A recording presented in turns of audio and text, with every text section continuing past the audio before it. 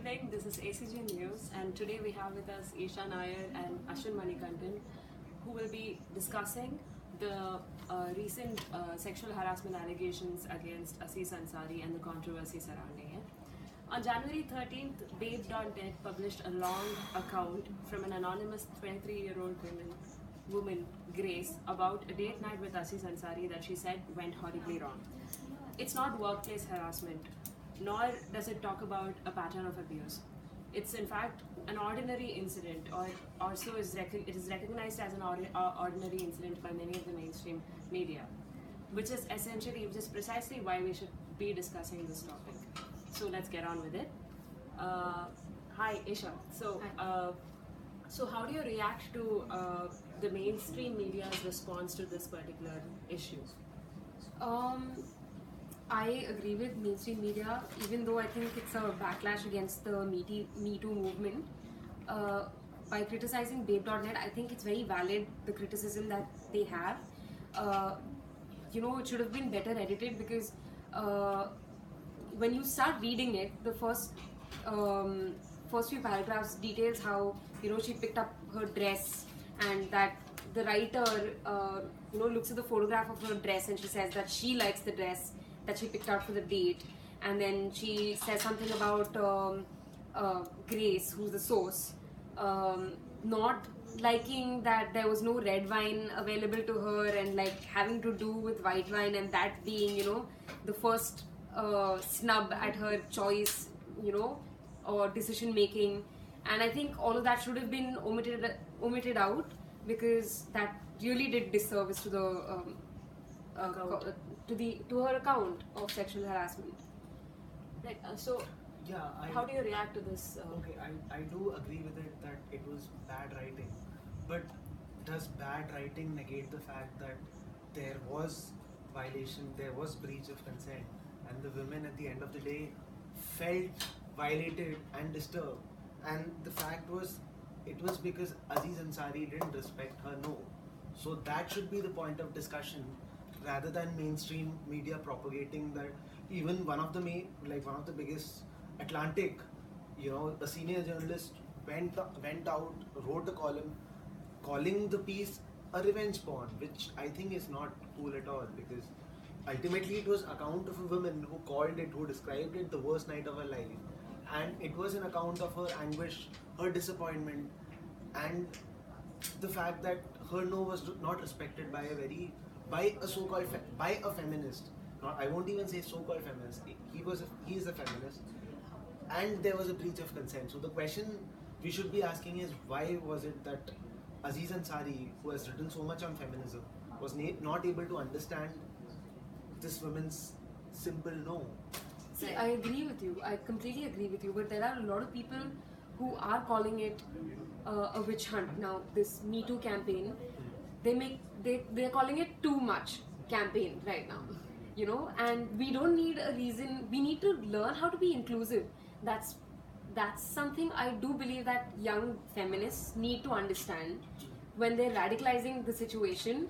And I'm not against radical feminism, or I often feel that all these issues are under-radicalized, but we need to focus on inclusivity as well. Right. This brings me to the point that normalizing this kind of a behavior with respect to the experiences of millennial women has become rampant now. Like it's again very problematic. So how do you think this can be dealt with? In the sense that many women come out, and precisely after this account came out, a lot of women came out and said that I've experienced something similar to this, but it never occurred to me that it was a sexual abuse, right? And or was it because I didn't recognize it as one? So that is why that's where the problem lies. So much mileage to this case in particular, because it was so much more relatable for people, right, than say a Weinstein case, or say a Woody Allen case, right. Because people have experienced this before, not just one time, but multiple times. When you are with this other person and they don't respect your no, you call out to them, you give them cues, verbal, non-verbal, but they don't respect your no. So you have to probe, why is this happening? So one of the conclusions that I make, and I am voicing the opinions of many experts who say so. It is also because how women are portrayed in the mainstream media, in film, Right. especially if you see in Bollywood or Hollywood. Most of the films, how they show women as an object for men to pursue, you know. Right. You say, the woman says no, the man pursues harder, and the no magically transforms into yes.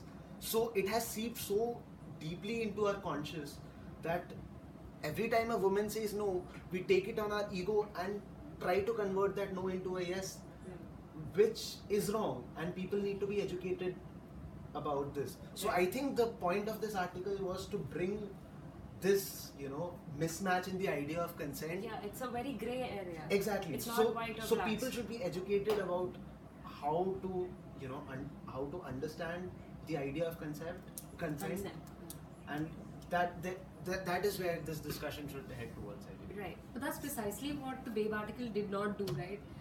When they were describing, firstly, they gave only 6 hours to Aziz Ansari to respond to this instead of 24 hours, which is the journalistic ethic. And apart from that, they had this entire. If you see how they've written it, the entire account, how they've described it, is Aziz Ansari being the aggressive man, which is a stereotype, and her being this paradoxically, weak woman who has to say no but doesn't want to, and is is vague and Crying. unclear and crying in the taxi and saying, "Oh my God, all men are the same," and that also reduces her to a stereotype, which is not nuanced at all. Right. So I'm going to deviate from here, going on to my next question. So the usage of words and the importance of it, right? So the problematic part is that we don't talk enough about sexual activity in general before or when it is done. Yeah. The usage of words can be extremely difficult, or also difficult in a situation where you are with a person who you're not comfortable, not comfortable. You are scared of offending, right? So that's precisely what happened here. So how do you think the usage of words played out in this situation, and or in general, how do you think that can probably resolve the situations like this? It is of absolute, like, people should be educated about the kind of cues you want to give, but not just cues.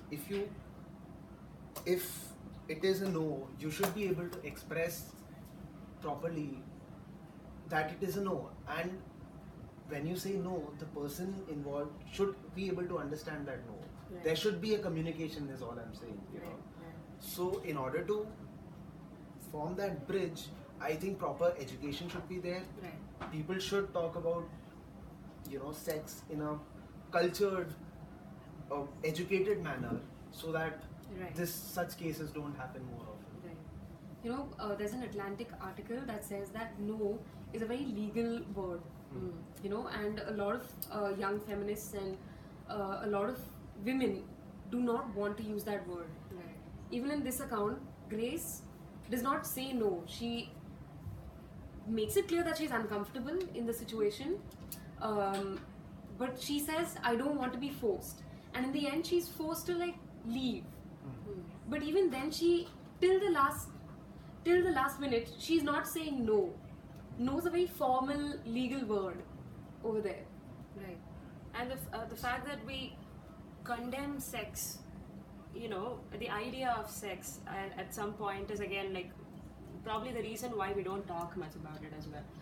So it's always it's there in the psyche, and something that we have to work towards, I guess. So in this case, we can also look at Aziz Ansari as one of the very few successful Asian American actors in Hollywood, and the impact of this incident on his career is huge.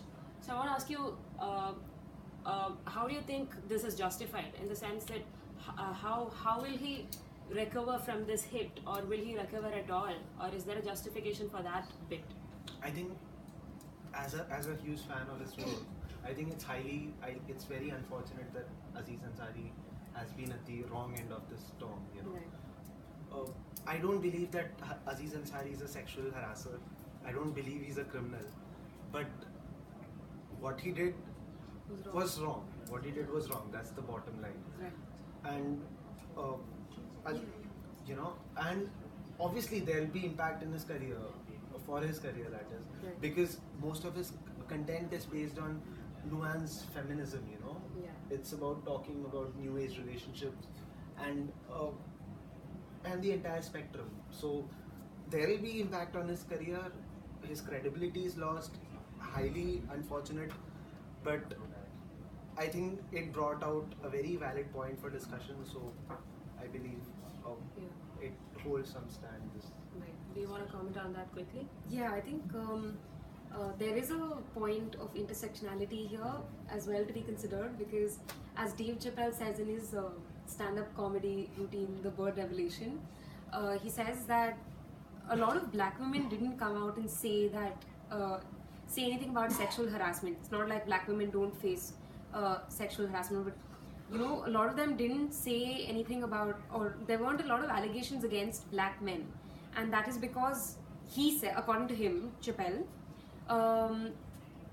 white men and women can be very mean, harsh, and cruel, and to a certain extent, he believes that black women realized that they didn't want their black men to be subjected to that, even if it meant, There's oppression covering within the community as well. covering up for them. Right.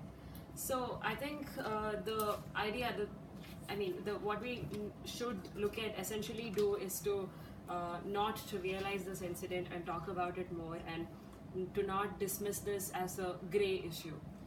So I think we're running out of time. So thanks a lot, Ashwin and Isha. Thank you.